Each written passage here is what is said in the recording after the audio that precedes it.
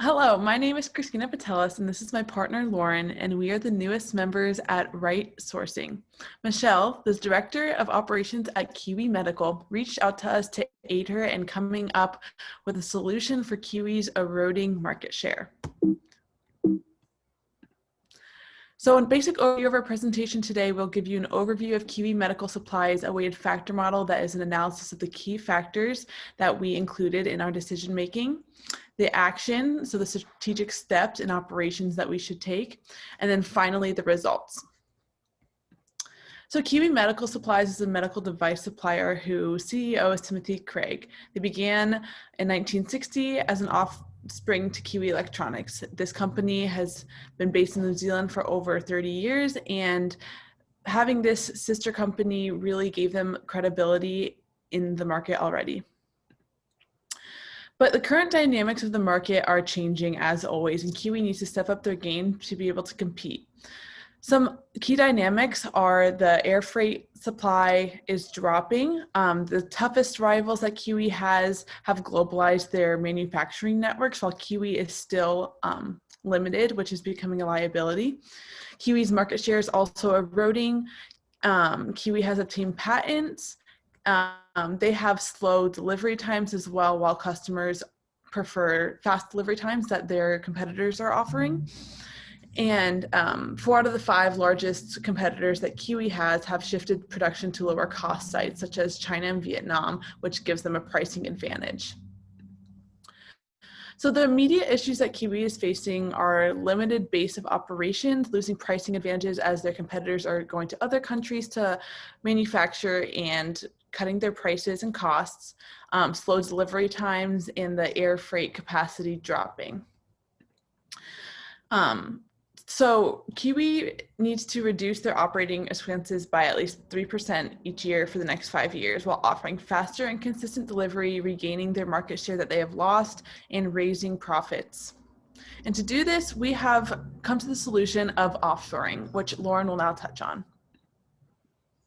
So as you can see, we conducted a weighted factor model to really analyze those 10 key factors that Michelle and the team established.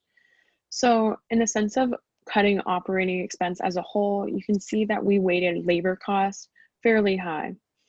We also gave transportation costs 10%, transportation lead times 15 to aid in that faster delivery time to make Kiwi more competitive, as well with duty rates for incoming raw materials and exports.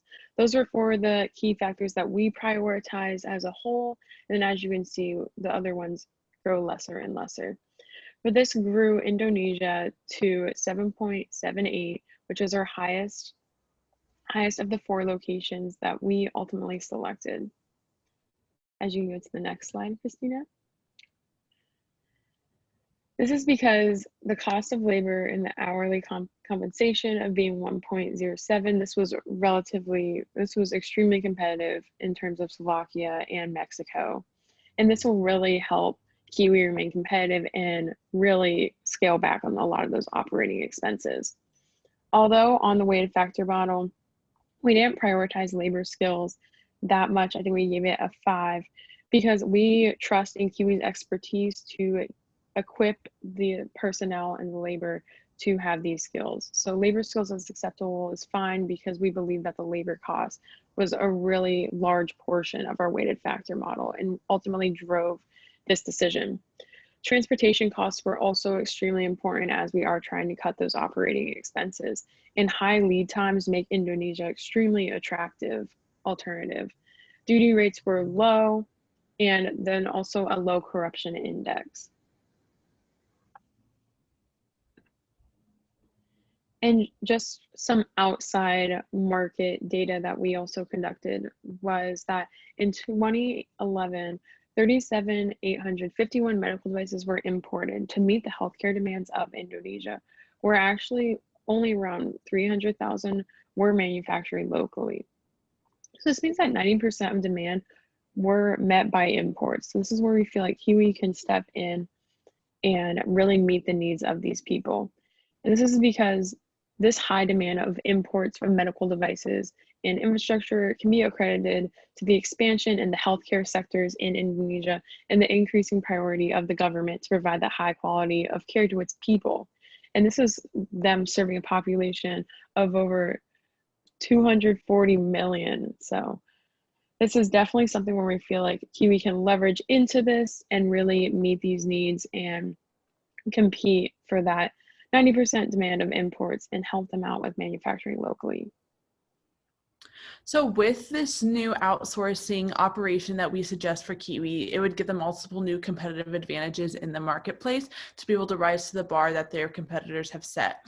They would have a port of entry, which would give more access to imports and exports, lower costs of transportations right on that port, and faster delivery times, while we know that consumers are really, they really value fast delivery times from the competitors. And we suggest that Kiwi engages in subcontracting. Subcontracting is a method where it hires another individual or company to complete a specialized task that typically cannot be done internally. Subcontracting does not involve permanently allocating out entire jobs or departments within a firm, and the job is agreed upon on a contract basis. We decided that this would be the best strategy for Kiwi because it keeps the risks low while they're going into this new endeavor for their company, and also is able to keep the costs low so that they can continue to have low operating costs and keep gaining a profit and a big portion of the market share. So while we are still considering if Kiwi should invite new players, there are definitely some things that we should consider. We need to research the players in the field and see their track records with similar firms to see what we would be getting ourselves into if we invite them into our subcontracting deal. And we also need to consider if players accommodate the consumer's needs, because those are our first priority here at Kiwi Medical.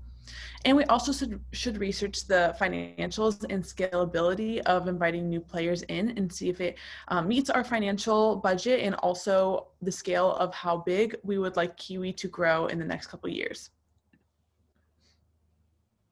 So to wrap things up, we would just to remind you guys of some of our goals that we see in the future of Kiwi Tech is to really leverage Kiwi's technological advance and their research and development expertise. This is where we really see Kiwi's competitive advantage in that growth that we saw in the early 2000s. And we think that we can really leverage that now to establish them as a world leader.